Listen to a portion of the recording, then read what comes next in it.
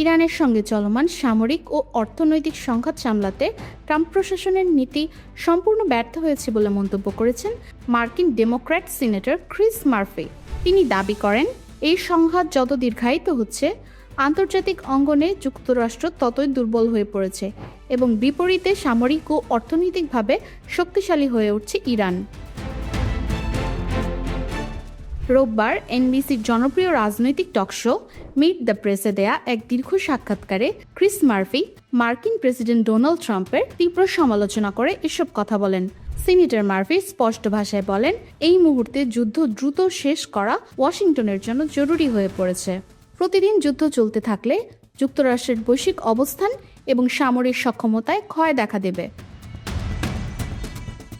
সংকট নিরসনে এবং বিশ্ব অর্থনীতির জন্য অত্যন্ত গুরুত্বপূর্ণ হরমুজ প্রণালী পুনরায় উন্মুক্ত করতে প্রয়োজনে একটি খারাপ চুক্তি মেনে নেয়ার পক্ষেও মত দেন তিনি।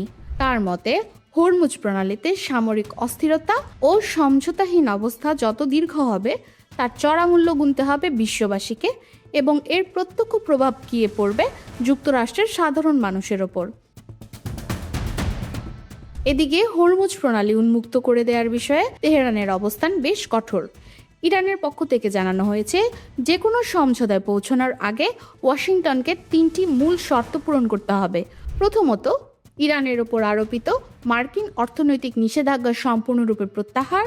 দ্বিতীয়ত, ইরানের নৌসীমা ও সংলগ্ন এলাকা থেকে নৌ অবরোধ বা ব্লকেট তুলে নেওয়া এবং সাম্প্রতিক যুদ্ধ ও সামরিক আগ্রাসনে ইরানের যা ক্ষয়ক্ষতি হয়েছে তার জন্য যুক্তরাষ্ট্রকে আনুষ্ঠানিকভাবে ক্ষতিপূরণ প্রদান। উল্লেখ্য, ওয়াশিংটন ও তেহরানের মধ্যে এখনও সরাসরি কোনো দ্বিপাক্ষিক আলোচনা শুরু হয়নি। আন্তর্জাতিক মধ্যস্থতাকারীদের মাধ্যমেই কেবল বার্তা আদান প্রদান চলছে। যুদ্ধ পরিচালনা নিয়ে মার্কিন কংগ্রেসেও তীব্র মতবিরোধ তৈরি হয়েছে।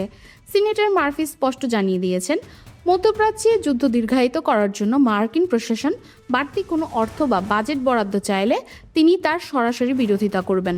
তবে যুদ্ধ আনুষ্ঠানিকভাবে বন্ধ হওয়ার পর মার্কিন বাহিনীর ঘাটতি হওয়া অস্ত্র ও গোলা বারুদের মজুদ পুনরায় পূরণের জন্য তহবিল বরাদ্দে তার সমর্থন থাকবে। সম্প্রতি মার্কিন বাহিনীর অস্ত্রের মজুদ ও সামরিক সক্ষমতা হ্রাস পাওয়া নিয়ে দেশজুড়ে ব্যাপক বিতর্ক সৃষ্টি হয়েছে। যদিও ডোনাল্ড ট্রাম্প এই অস্ত্র ঘাটতির দাবি সম্পূর্ণ অস্বীকার করে জানিয়েছেন, যুক্তরাষ্ট্রের কাছে বিপুল পরিমাণ আধুনিক অস্ত্র ও গোলাবারুদ রয়েছে এবং সামরিক বাহিনী যে কোনো পরিস্থিতি মোকাবেলায় প্রস্তুত। হরমুজ প্রণালী দীর্ঘ সময় ধরে বন্ধ থাকা বা সেখানে সংঘাত চলায় গভীর উদ্বেগ প্রকাশ করেছেন অর্থনৈতিক বিশ্লেষকরা। বিশ্বে প্রতিদিন পরিবাহিত তেল ও জ্বালানির একটি বিশাল অংশ পারস্য উপসাগরের এই গুরুত্বপূর্ণ জলপথ দিয়ে সরবরাহ করা হয়। প্রণালীটি দীর্ঘমেয়াদে অবরুদ্ধ থাকলে বিশ্বজুড়ে তেল ও গ্যাসের বাজারে ভয়াবহ সংকট তৈরির আশঙ্কা রয়েছে, যা ইতিমধ্যে আন্তর্জাতিক মুদ্রাস্ফীতি ও সরবরাহ শৃঙ্খলকে মারাত্মক ঝুঁকিতে ফেলেছে।